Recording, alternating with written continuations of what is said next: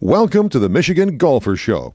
Join us each week as we explore the people, the places, and the events that shape our great game. Hi, I'm Jenny McCafferty for the Michigan Golfer. We're in Ohio at the Highland Meadows Golf Course with none other than Arthur Hills and Steve Forrest of the Hills, Forrest, and Smith Golf Architecture firm.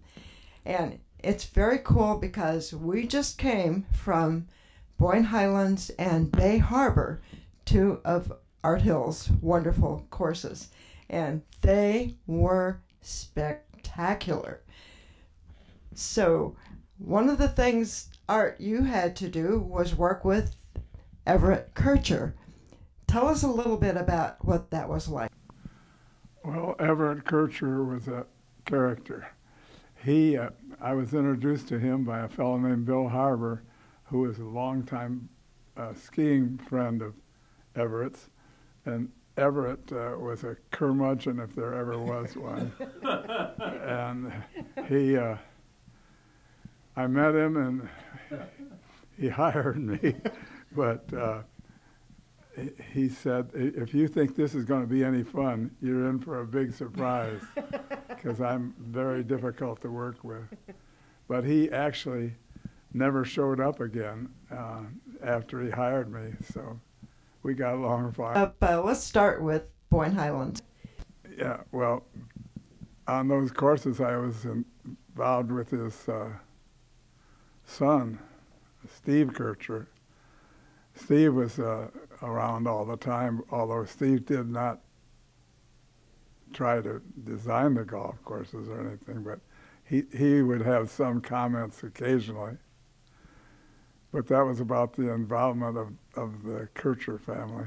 I think, as you saw on your tour last week, just a beautiful golf course site there at the Highlands, again with the large elevation changes and the lakes. It was sandy soil, so it was perfect setting for a golf course. Art, maybe you can talk about some of the holes that you might remember there. Like the 13th, I believe, is the one that has the elevated tee, and you play down and around.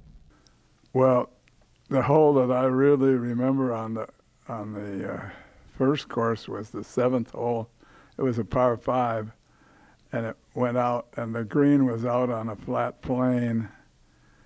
There was no background to it. You just looked out into Lake Michigan, and it's a beautiful hole in my opinion. But the entire golf course is very attractive in my opinion.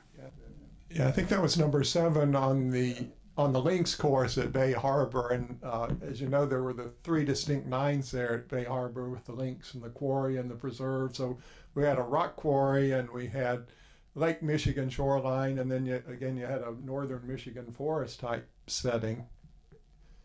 Any recollections on, did you have a favorite of those 3, or they all like your children? You love them all? Yeah, well, I like them all, but as you mentioned, Steve, they were all different from one another. But I liked, which course was it that had that number 7 hole? That's the links. The links, yeah, I guess that would have been my favorite, although I liked all of them. There must have been some interesting challenges designing the quarry course, because it used to be an ugly quarry. Well, yeah, it was kind of interesting, but ugly quarry makes for an attractive golf course. The first hole went out, and then you climbed up about 50 feet to the second tee, but those holes were all traditional golf holes until you got to, well, I don't know, the 7th hole, or maybe the 3rd or 5th. Yeah, the 3rd on the quarry starts to enter the quarry. It was really an environmental success story with, I think there was a lot of fly ash debris that you had to cap during construction, as I recall. So we actually cleaned up a beautiful portion of Lake Michigan in the process. Yeah, that's true. There was a lot of concern about what would happen to the property as we developed it into a golf course, because there was some runoff into Lake Michigan from the existing property, and we kind of stopped or captured all that. Yeah. I don't know if you remember the day that they tried to blow down the existing smokestack that was up there, and I think it took 2 tries or something, and they also ended up filling one of the quarry sections to create the marina, which was pretty fascinating as well. Yeah, that's right. I forgot. The guy from the bank company was up there, and it was a big deal to knock down the chimney, which was about 60 feet high. And so they put dynamite in there and they blew it up. But what happened was that the chimney just went over about 10 degrees or something and stopped. And we had to start over and redo that process. And that was kind of a memorable thing. But digging out the quarry for a marina was quite something.